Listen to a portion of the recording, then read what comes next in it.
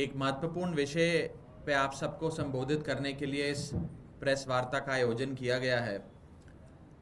साथियों, हमने माननीय मुख्यमंत्री अरविंद केजरीवाल जी, आम आदमी पार्टी के राष्ट्रीय संयोजक अरविंद केजरीवाल जी का इस्तीफा देखा और उस इस्तीफे से पूरे देश में एक बात साबित हो गई है कि केजरीवाल को कुर्सी का लालच नहीं है, केजरीवाल को पद या पावर का लालच नहीं है, लेकिन हां, उन्हें एक चीज की लालसा है और वो है इस देश की राजनीति में नैतिकता की।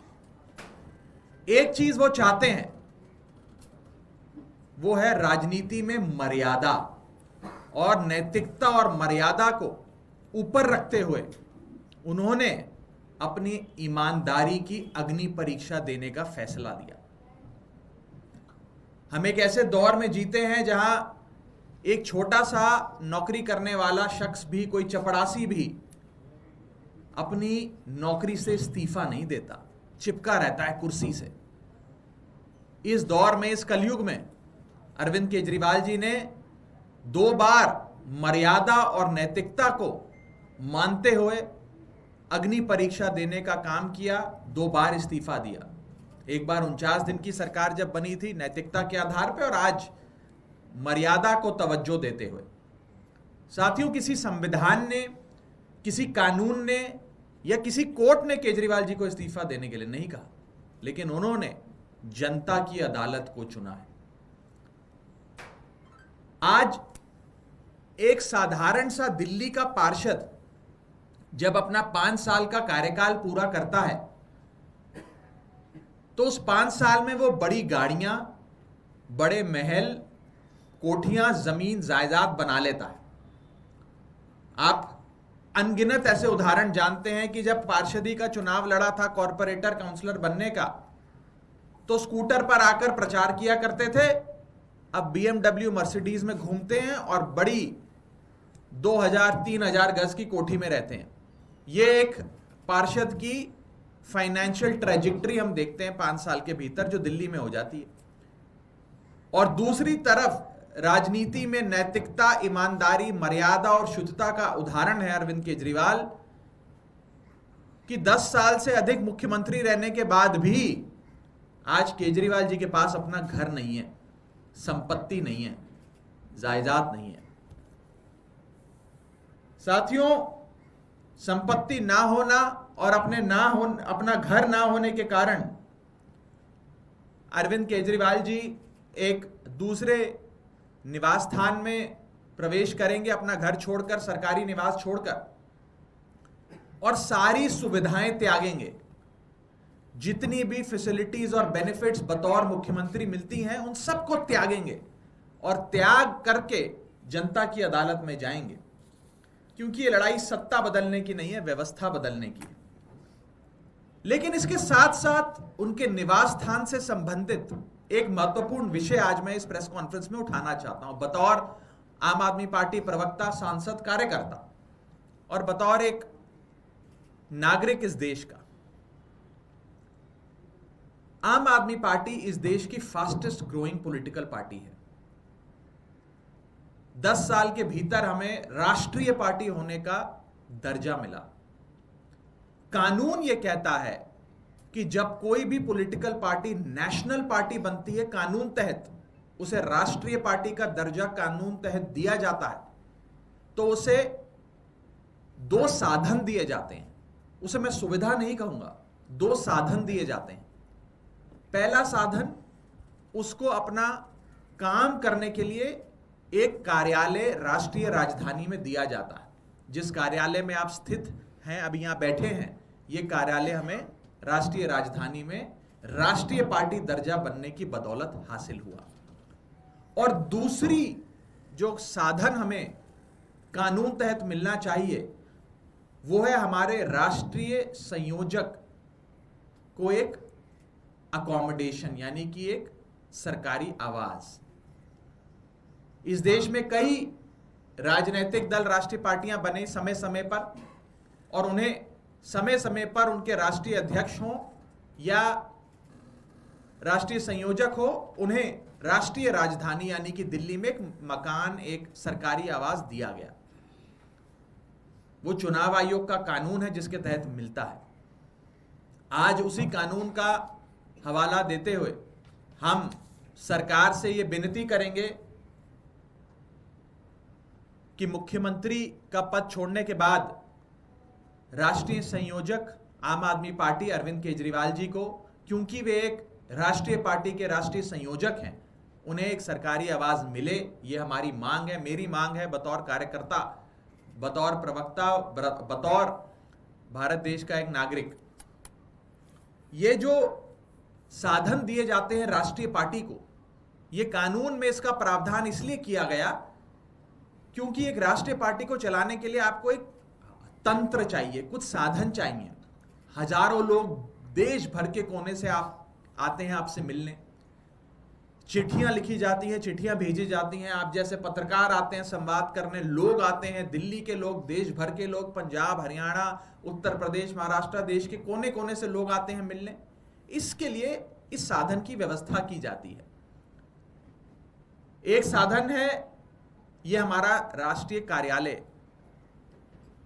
राष्ट्रीय पार्टी, हम गुजरात चुनाव में जब हमारे विधायक बने, हमारा वोट परसेंटेज अच्छा आया, उसके बाद हम राष्ट्रीय पार्टी बन गए। लेकिन करीब करीब 2 साल की लंबी लड़ाई के बाद और कोर्ट कचहरी के हस्तक्षेप के बाद केंद्र सरकार ने हमें ये ऑफिस, ये कार्यालय दिया कोर्ट के आदेश अनुसार। लेकिन इस बार मैं केंद्र सरकार से दरख्वास्त करूंगा कि बिना किसी देरी के, बिना किसी राजनीतिक हस्तक्षेप के, बिना किसी राजनीतिक भावनाओं से प्रेरित होते हुए कानून को फॉलो करें और हमारे नेता, राष्ट्रीय संयोजक आम आदमी पार्टी अरविंद केजरीवाल जी को एक साधन के रूप में सरकारी आवाज अवश्य दिया जाए, जो उनका हक है, जो उनका अधिकार है, जो आम आदमी पार्टी का हक है। इस देश में लगभग 6 पॉलिटिकल पार्टीज बताया जा रहा है कि आज के समय राष्ट्रीय पार्टियां हैं। पहली भारतीय जनता पार्टी, जिनके अध्यक्ष हैं जेपी नड्डा साहब, उनको एक राष्ट्रीय घर, एक सरकारी आवाज राष्ट्रीय अध्यक्ष होने के नाते मिला हुआ है। कांग्रेस पार्टी राष्ट्रीय पार्टी है, उनके अध्यक्ष श्री मल्लिकार्जुन खड़गे साहब को अध्यक्ष होने के नाते एक सरकारी आवाज मिला हुआ है। ऐसे ही बहुजन समाजवादी पार्टी की अध्यक्षा मायावती जी को भी एक सरकारी आवाज दिल्ली में मिला हुआ है, क्योंकि वे भी एक राष्ट्रीय पार्टी हैं। ऐसे ही सीपीएम और एनपीपी, 2 और अन्य राष्ट्रीय पार्टियां हैं जिनको यहां पर सरकारी आवाज मिला हुआ है।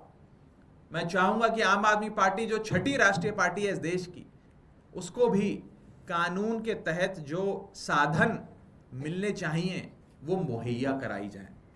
और इस संदर्भ में आम आदमी पार्टी आज एक पत्र ministry of housing and urban affairs, जो नोडल मिनिस्ट्री है, उसको लिख रही है।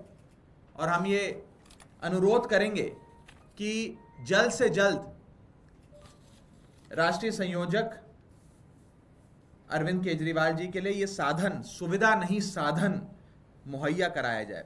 अंत में मैं बस इतना ही कहना चाहूंगा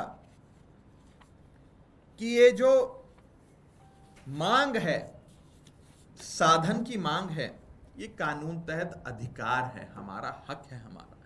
और हकों की, अधिकारों की लड़ाई आम आदमी पार्टी लड़ती आई है, लड़ती रहेगी। मैं बस यही उम्मीद कर सकता हूं कि इस कार्यालय को हासिल करने के लिए जो एक लंबी कानूनी लड़ाई आम आदमी पार्टी ने लड़ी, कोर्टों में संघर्ष किया और हाईकोर्ट के निर्देश अनुसार हमें ये मिला, उतनी लंबी कोर्ट कचहरी की कार्रवाई ना हो, राजनीति से प्रेरित फैसले ना लिए जाएं और तुरंत प्रभाव से, क्योंकि मुख्यमंत्री जी ने अपना आवास खाली करना है, सुविधाएं त्यागनी है, जल्द से जल्द हमारा जो अधिकार है एक राष्ट्रीय संयोजक का, एक राष्ट्रीय पार्टी का, वो हमें मुहैया कराया जाए, वो साधन हमें मुहैया कराया जाए। इस संदर्भ में अगर किसी साथी का कोई सवाल है तो आप पूछ सकते हैं। राघव जी, आपने ये पत्र किसको लिखा हुआ है? ये डायरेक्टर ऑफ एस्टेट्स को लिखा जाता है, जो नोडल ऑफिस है, नोडल मंत्रालय है ministry of housing and urban affairs.